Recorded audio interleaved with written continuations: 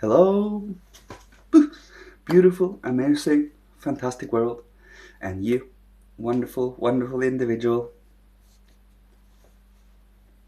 Today, I would like to speak about transforming consciously our inner struggles that we have gone through, well, both in earlier incarnations and in the incarnation we are on now.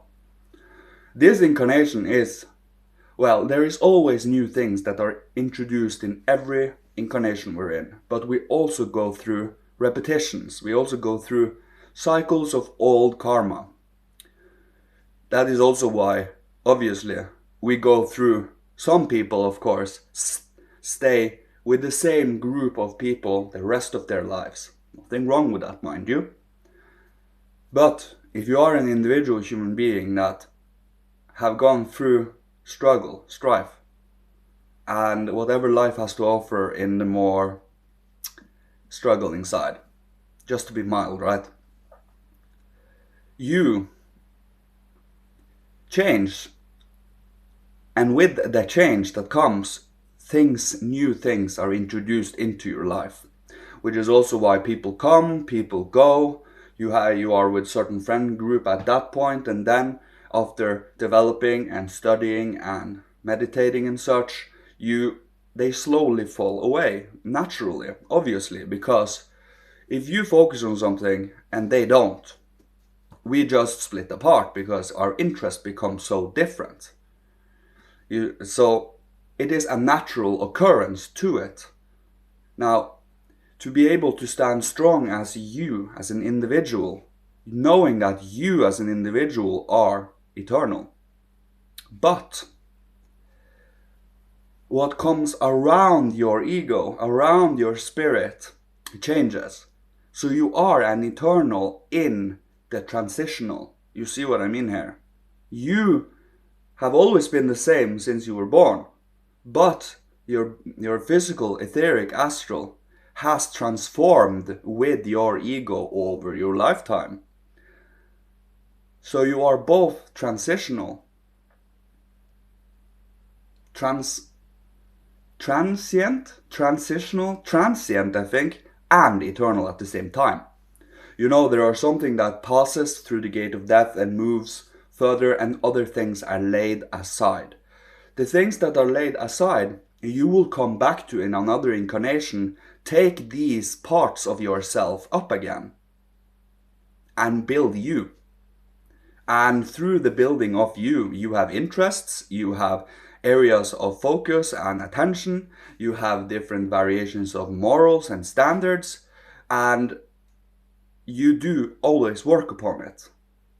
So, or neglect working upon it. That is also a reality. But you get my drift here. When you are conscious, knowing yourself, knowing what your interests are, knowing where you are going, at least to a high degree, because only one being knows where we truly are. Where we truly are moving forward and exploring and experiencing things. So, to truly have faith that there are higher beings helping us transform these things, everything we've gone through, all the struggles, making it strengths, making it character traits and personality traits. If we just have experienced struggles, then that we don't want to observe it, we don't want to take it forth, we don't want to see it and transform it, because it has to be put into consciousness, into the visible, into the mirroring, to be able to truly transform it. If it lays festering in the subconscious, it will become more of a character flaw, a character shadow, than it would be a strength, you see. But once you have taken it up, known that this is what it did to me, these are the weaknesses I have to go through, these things are, and everything in between, really. It really is about the interest in it, the interest, the word interest in itself. It speaks volumes. Where you focus your consciousness, your intention, your you, and what you infuse your own soul and spirit with, what you assimilate, what you study, what you go through in every regard, who you meet, who you talk to, who you socialize with, going backwards and remembering all of these things as best as we can, the more you collect of yourself into one whole. You see, and you are the whole. Of course, we are being built up and helped by the higher realms. We wouldn't have a physical body without the constellations. We wouldn't be able to have perceptions, world thoughts, or soul moods without the constellations or the planets. We wouldn't be able to be physical without a lot of the hierarchy. Now, being physical is more of a fall than anything. But this is not really a fall when... How should we take it? Let's say we as a humankind did a blunder and we had to be rescued by a higher being, which was exactly what happened. Now we have the chance to grow out of that blunder to again redeem ourselves. It has to be done through freedom, of course. No one is forcing anyone to develop and become better human beings and stand for love, beauty, truth, and goodness. But the feelings behind those words in itself, I really cherish. It is really something that invokes something in me, and hence is also why I always speak about it. It is not only an empty preaching, it really is something that can be followed, worked with, and also participate and cooperate with. And by us being conscious within our own inner being, knowing what we have as weaknesses, as strengths, where our intentions and where we should participate in this world as only we as individuals can, but for the whole, for all of mankind, for every individual. Every individual that truly follows moral, at least. We cannot, of course, be afraid of the darkness, because here's the thing. The darkness is part of us. If we try to run away from our own inner darkness, that darkness will come and show itself from others. So, mastering, shackling, or they will shackle themselves and breaking their own wings through your own inner being. That means we are, let's say you put out a YouTube video. This is just a perfect example. Although you do not hear anyone, you feel them. You feel all of them. And that is being conscious, not running away from it, but knowing that, yeah, they are here. Even if you're visible or not, you're still here. So, having the courage to find out for yourself, having the courage to develop, strengthen, and ennoble, lifting up your own inner understanding. And the more understanding, comprehension, and compassion you have, the more inner strength you gain from higher realms to do good. Well, or you can maybe try to misuse it a little. You will have a spiritual foot up your butt before you know it. It's really about that responsibility to truly hold to the good. Without being dogmatic, because if you become dogmatic, you literally become what you do fight. Obviously. You cannot use their weapons against you. We cannot fight fire with a flamethrower, right? Obviously. You cannot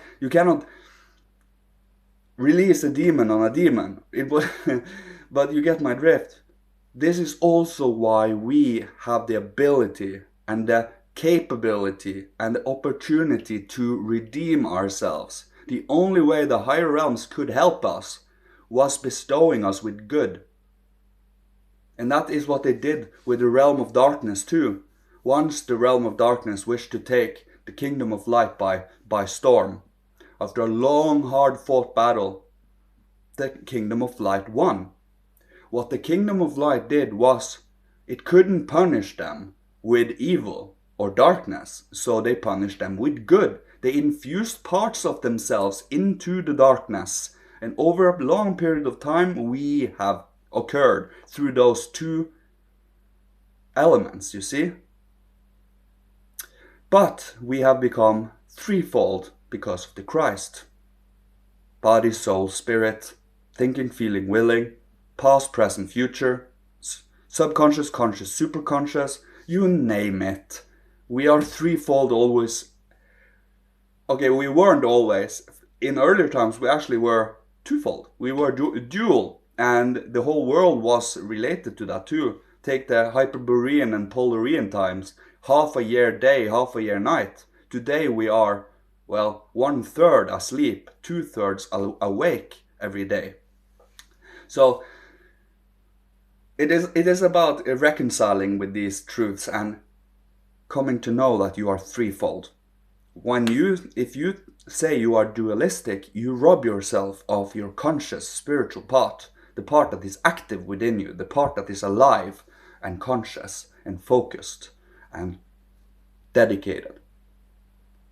But if you are threefold, you have that. You have that center, that balance, that equilibrium in between two elements that holds them in balance, purifies, ennobles, and uplifts.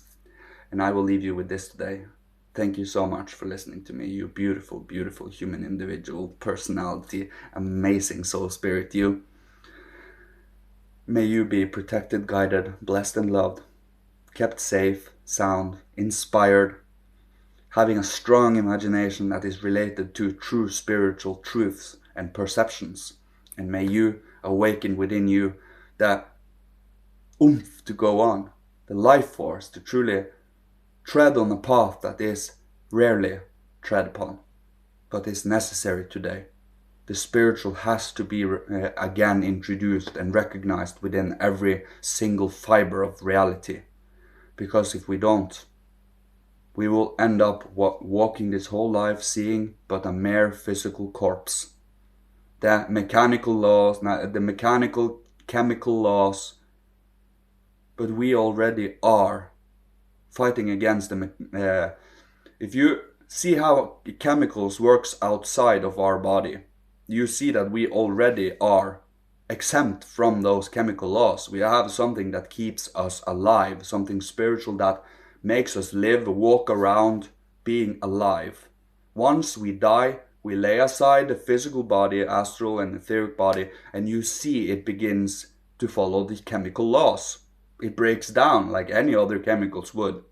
But we as human beings, as long as we are alive, we have a part of us that is higher, that is of divine spiritual. So, thank you. I love you. Always ends up on a tangent in the end, but you know. I pray for your safety. I pray for your inspiration. I pray that you are loved. Thank you. Goodbye.